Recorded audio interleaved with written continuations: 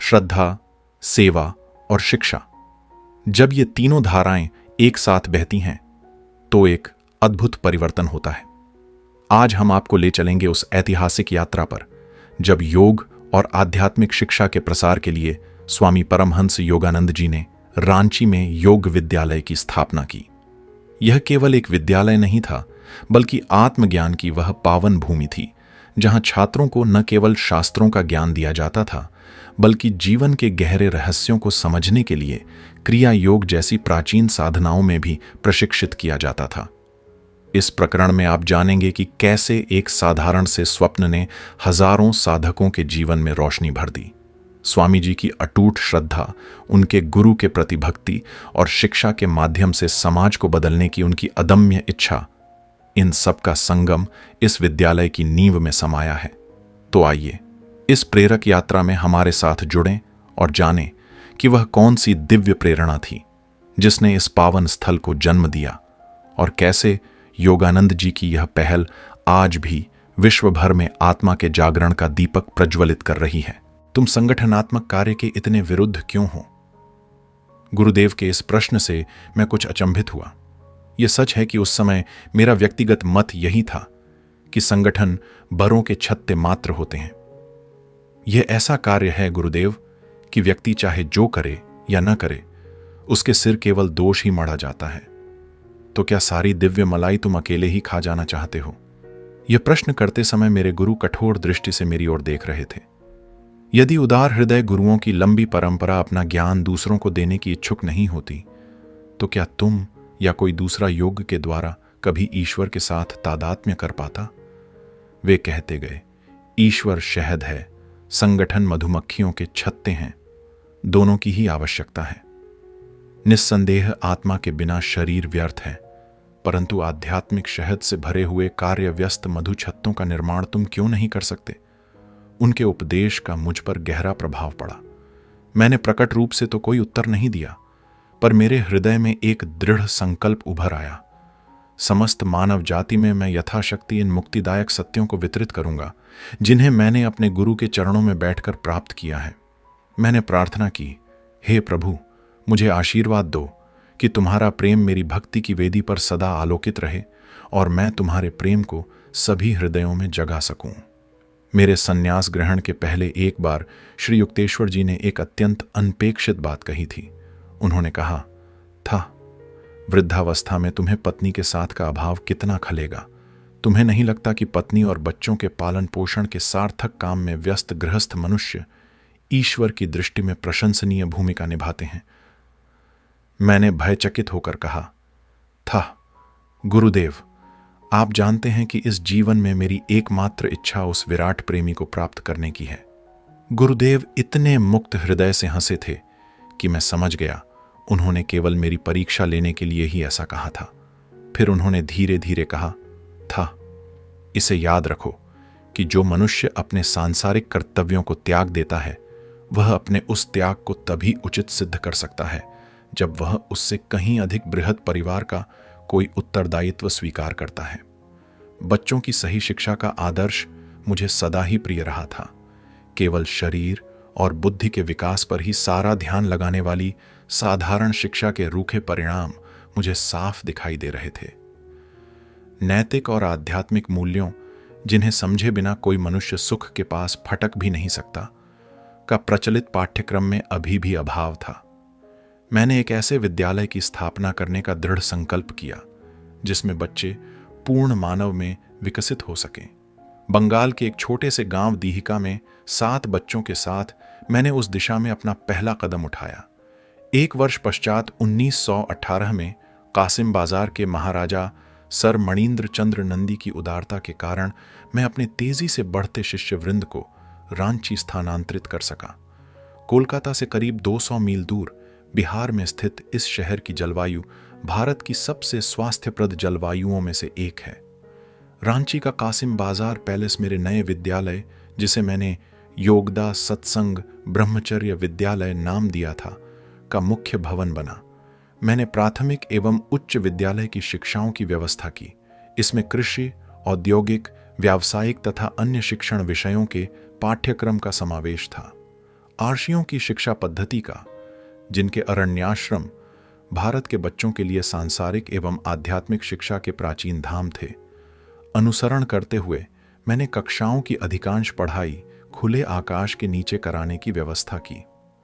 रांची के विद्यालय के छात्रों को यौगिक ध्यान तथा स्वास्थ्य एवं शारीरिक विकास की अपूर्व योगदा पद्धति की, जिसके सिद्धांतों का मैंने 1916 में आविष्कार किया था, शिक्षा दी जाती है।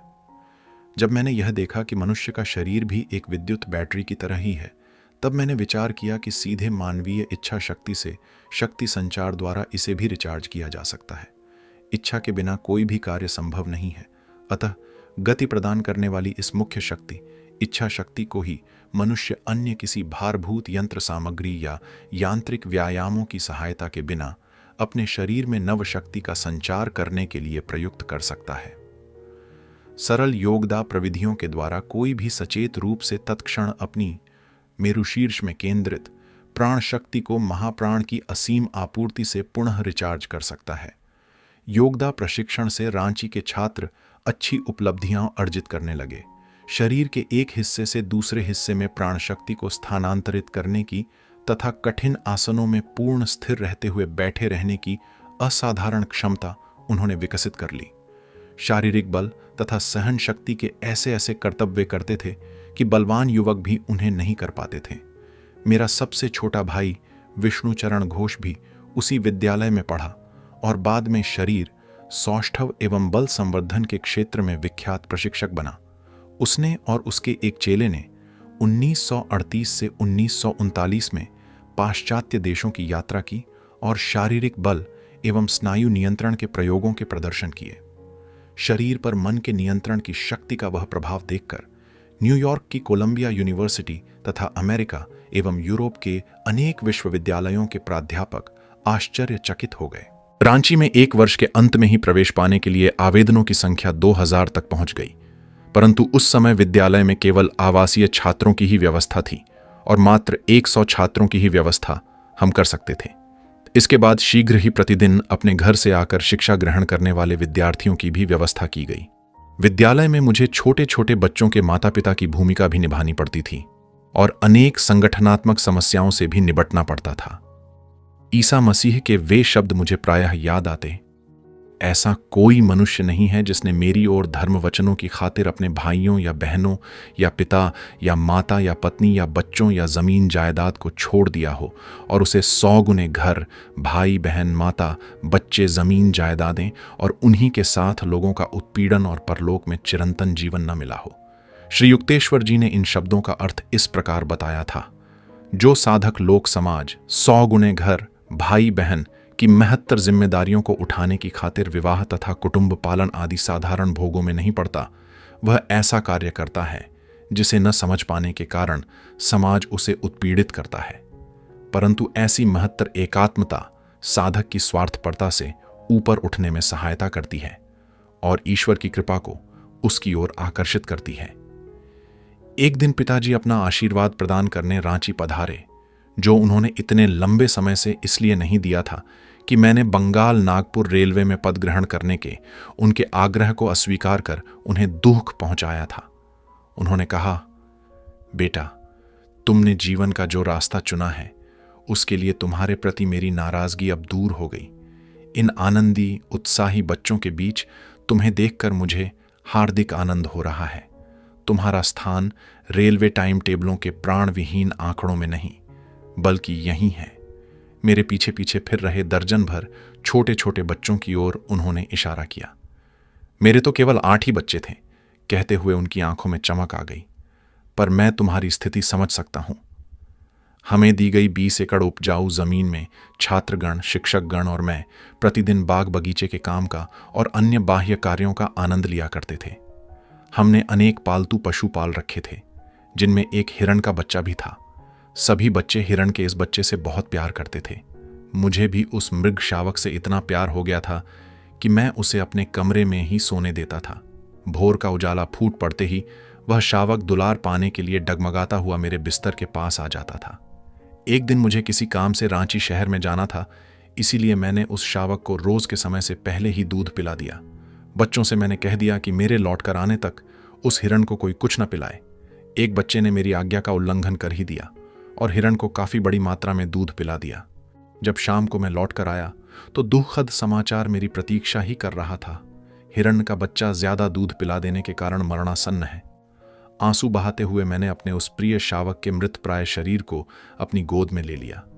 अत्यंत दयनीय होकर मैं ईश्वर से उस बछड़े के जीवन का दान मांगने लगा।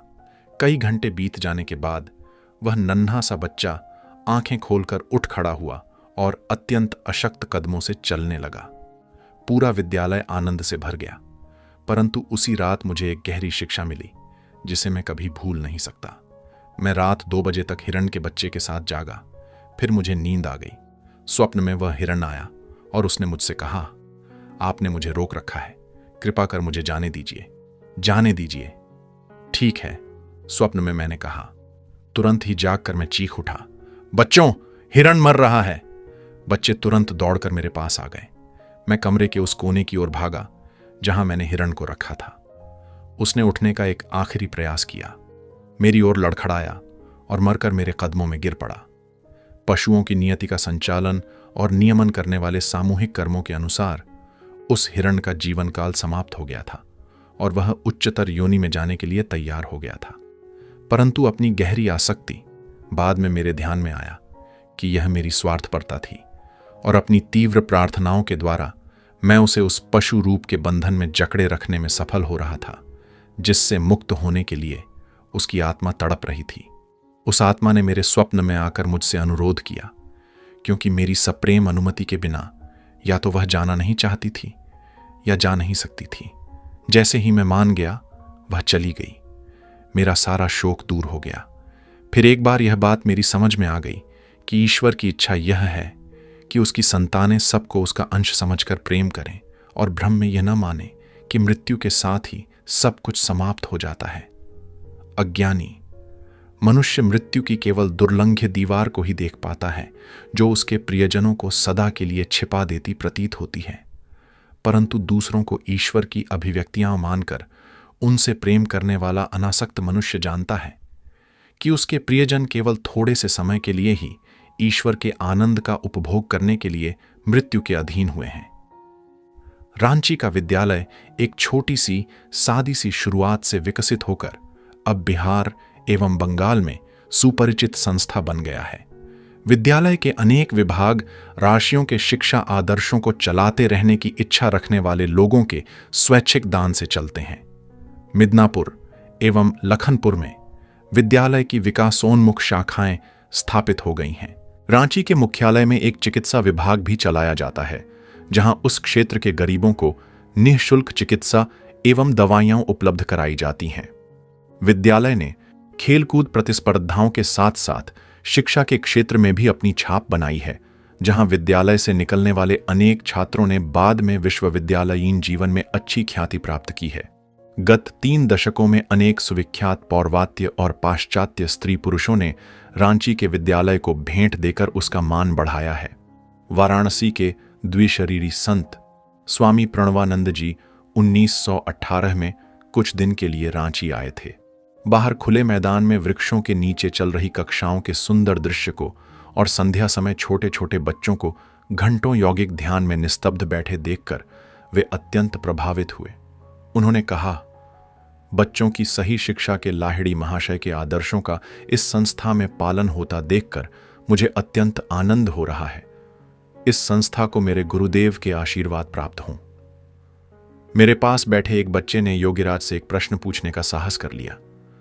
स्वामी जी, उसने कहा, क्या मैं सन्यासी बनूंगा? क्या मेरा जीवन केवल ईश्वर के लिए है? यूं तो स्वामी प्रणवानंद जी मंद मंद मुस्कुरा रहे थे, परंतु उनकी दृष्टि भविष्य को भेद रही थी। उन्होंने कहा, बेटा, जब तुम बड़े हो जाओगे तब एक सुंदर वधू तुम्हारी प्रतीक्षा कर रही होगी। वर्षों संन्यास लेने की इच्छा रखने बाद उस लड़के ने विवाह कर ही लिया।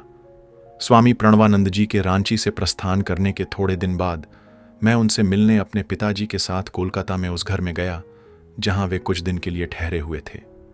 कई वर्षों पहले की हुई प्रणवानंद जी की भविष्यवाणी अचानक मेरे मन में उभर आई। मैं बाद में तुमसे मिलूंगा जब तुम अपने पिताजी के साथ आओगे। जैसे ही पिताजी ने स्वामी जी के कमरे में प्रवेश किया, उस महान योगी ने अपने आसन से उठकर मेरे पिताजी का प्रेम आदर के साथ आलिंगन किया। उन्होंने पिताजी से कहा, भगवती, तुम स्वयं अपने लिए क्या कर रहे हो? क्या तुम देखते नहीं तुम्हारा बेटा किस तेजी के साथ अनंत ईश्वर की ओर बढ़ रहा है? अपने पिता के समक्ष अपनी प्रशंसा सुनकर मैं शर्मा गया।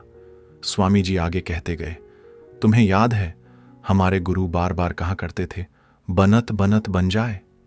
इसलिए क्रिया योग का अनवरत अभ्यास करते चलो और जल्दी से जल्दी भगवान के द्वार पर पहुंच जाओ। वाराणसी में उनके साथ मेरी पहली विस्मयकारी भेंट के समय इतने स्वस्थ और बलवान दिखते उनके शरीर पर अब वृद्धावस्था के स्पष्ट लक्षण प्रकट हो गए थे, तथापि शरीर अभी भी एकदम सीधा था। मैंने सीधे उनकी आंखों में आंखें डालते हुए पूछा, स्वामी जी, कृपया मुझे एक बात बताइए, क्या वृद्धावस्था का आप पर प्रभाव नहीं पड़ रहा है? शरीर के दुर्बल होते जाने से क्या आपकी ईश्वर अनुभूतियों में कोई कमी आ रही है? अत्यंत मधुर मुस्कान के साथ उन्होंने कहा, प्रियतम प्रभु अब मेरे और निकट आ गए हैं। उनके पूर्ण आत्मविश्वास ने मुझे विभोर कर दिया। वे कहते गए, मुझे अभी भी दोनों पेंशनें मिल रही हैं, एक इन भगवती से और दूसरी ऊपर से। ऊपर की ओर उंगली उठाते हुए थोड़ी देर के लिए वे समाधि अवस्था में चले गए। उनके मुखमंडल पर दिव्य तेज झलकने लगा। मेरे प्रश्न का कितना सार्थक उत्तर। प्रणवानंद जी के कमरे में अनेक पौधे और बीजों के पैकेट देखकर मैंने उनके प्रयोजन के विषय में जिज्ञासा प्रकट की।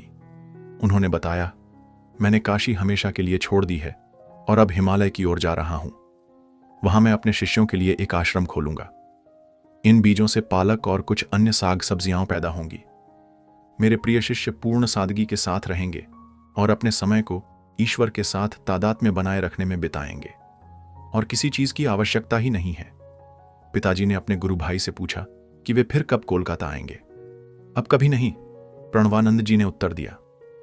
इसी वर्ष के बारे में लाहिड़ी महाशय ने मुझे बताया था कि मैं सदा के लिए अपनी प्राणप्रिय काशी को छोड़कर हिमालय में जाकर देहत्याग त्याग करूंगा। उनके शब्दों को सुनकर मेरी आंखें छलछला उठीं, परंतु स्वामी जी के चेहरे पर शांत मुस्कुराहट थी। उन्हें देखते हुए मुझे ऐसा लग रहा था मानो जगत जननी की गोद में सुरक्षित बैठा स्वर्गलोक का कोई नन्हा शिशु हो। परम उच्च आध्यात्मिक शक्तियों पर अपना अधिकार बनाए रखने की महान योगियों की क्षमता पर वृद्धावस्था का कोई विपरीत प्रभाव नहीं पड़ता।